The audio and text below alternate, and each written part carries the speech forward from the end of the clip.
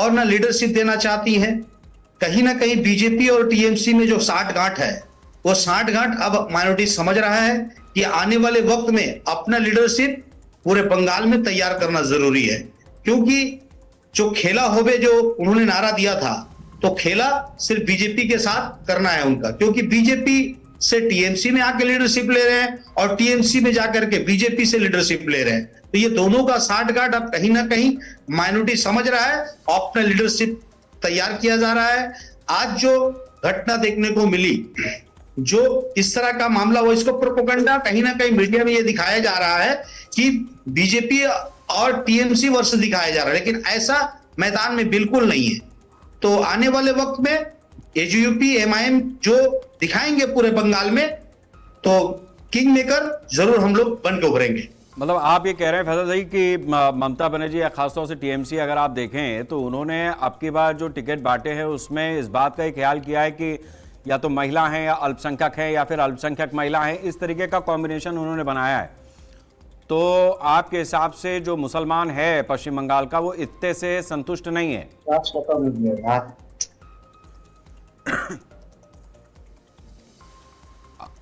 आवाज आ रही है फैसल जी? चलिए हम कोशिश करेंगे दोबारा आपके पास आने की। लक्ष्मी प्रसाद जी हैं हमारे साथ, राजनीतिक विश्लेषक हैं।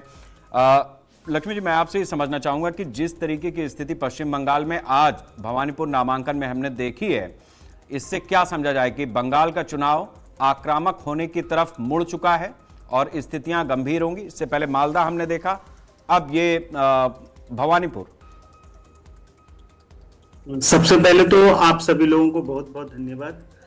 और हमें ये कहना है कि अगर आप पश्चिम बंगाल की राजनीति को देखें तो अभी जो 2026 का इलेक्शन होने वाला है, तो इस दौरान हम देख रहे हैं कि ममता बनर्जी सरकार का जो है तीसरा टर्म ऑलरेडी कंप्लीट हो चुका है और जनता में कहीं ना कहीं एक मीडिया परसेप्शन बिल्डअप करने की कोशिश की जा रही है कि सरकार से लोग जो है नाराज हैं।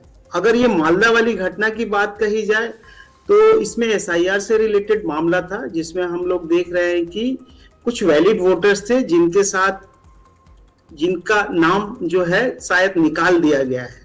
तो ये जो मेन अगर पॉइंट अगर हम देखेंगे पॉलिटिकल साइंस के तौर पे या एक एनालिस्ट के तौर पे, तो जब भी इंस्टीट्यूशंस फेल होते हैं तो इस तरह की चीजें हमें देखने को मिलेगी। देखिए, राजनीति में हम लोग साधारण तौर पे ये समझते हैं कि सत्ता पक्ष और विपक्ष जो एक दूसरे के ऊपर आरोप और प्रत्यारोप की राजनीति करेंगे, ये स्वाभाविक है, इसमें कोई भी ऐसी अस्वाभाविक चीज नहीं है।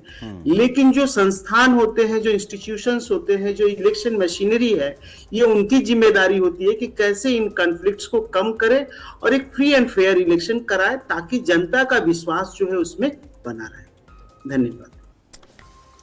ओम प्रकाश जी, ग्राउंड पर आपको क्या नजर आता है कि क्या वास्तव में जो एसआईआर की प्रक्रिया चली, जिस तरीके की स्थितियां बनी या जिस तरीके का बवाल हुआ, सीधा सीधा अगर हम कहें, तो उसमें एक मौका टीएमसी के पास है या उनके समर्थकों के पास है या आम लोगों के पास है कि अपनी तरह से उस चीज को लेकर के सड़क पर उतर सकते हैं, प्रदर्शन कर सकते हैं, चुनाव आयोग के लोगों को बंधक बना सकते हैं? ऐसे बहुत सारे लोग होंगे इसमें भी जो पिछले कई दशकों से रह रहे होंगे बंगाल में, लेकिन हकीकत में बंगाल के वो हैं नहीं, क्योंकि जो घुसपैठ की समस्या है वो आज की तो है नहीं।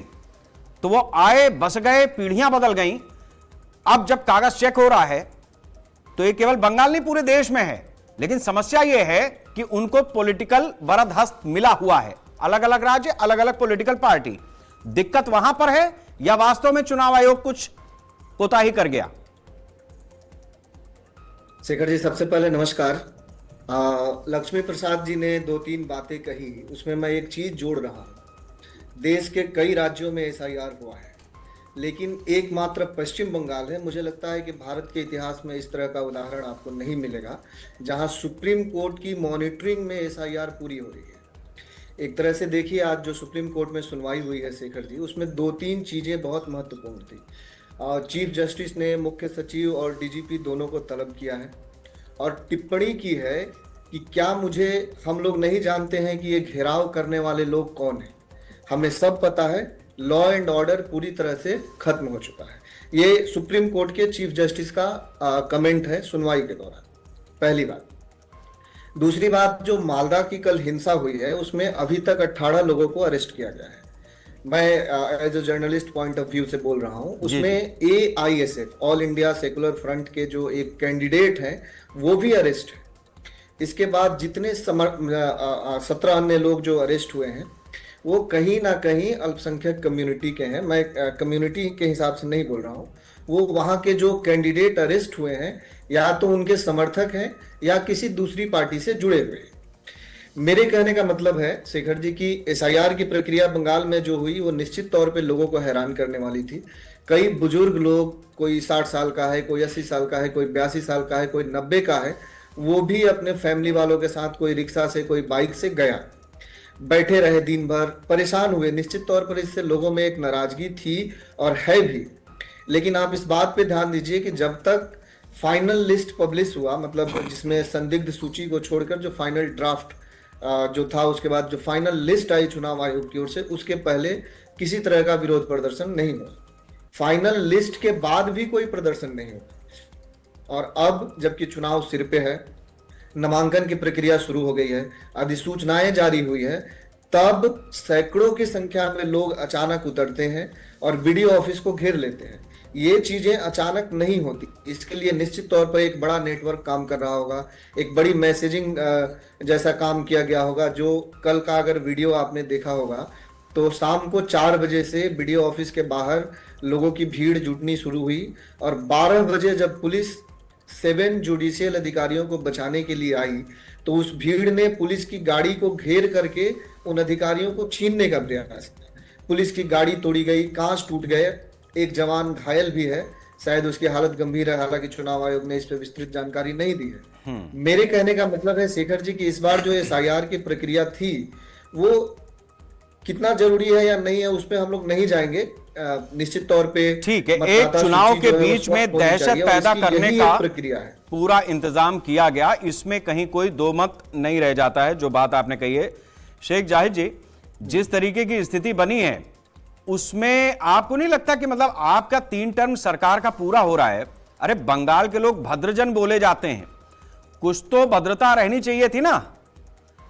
अभी फिर बंगाल में आपने क्या किया 15 साल में? स्थिति तो ये जो भीड़ तंत्र है ये हम सब जानते हैं कि कौन किस तरीके से किन देशों में होता रहा है। यहां उत्तर प्रदेश में भी एक बार अभी एक जगह पे भीड़ लगी थी तो हमारे CM ने लाठी फटकवाई, मौलाना साहब अंदर गए और भीड़ रफू चक्कर हो गई। ये बंगाल में भी हो सकता है, कोई बड़ी बात नहीं है। शेखर जी, पहले आपको ये चीज बता दूं, खास करके बंगाल में 2024 के जो टोटल वोटर लिस्ट था वो करीब 7,67,79,729 ये टोटल जो वोट था। 28 फरवरी 2026 इलेक्शन कमीशन ने करीब डिक्लेयर किया 6,44,00,000, जिसमें से 58 लाख वोट कटता है। वो या तो डेथ है, या तो शिफ्टेड है, या तो नॉट फाउंड। बाकी 60 लाख जो लोग हैं वो एडजुडिकेशन में है। उसके बाद 6 लाख लोग जो है वो हियरिंग में गया नहीं, तो ये करीब करीब 64 लाख का फिगर आता है। अब सवाल, इलेक्शन कमीशन ने अपना लिस्ट भी जारी किए, सब चीज सही है।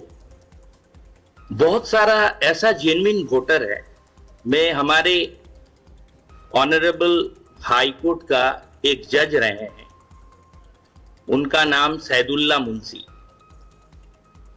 उनका मैं एक न्यूज़पेपर में देख रहा था कि उनका वोट, उनका मिसेस का वोट, उनका बेटा का वोट, ये तीनों का वोट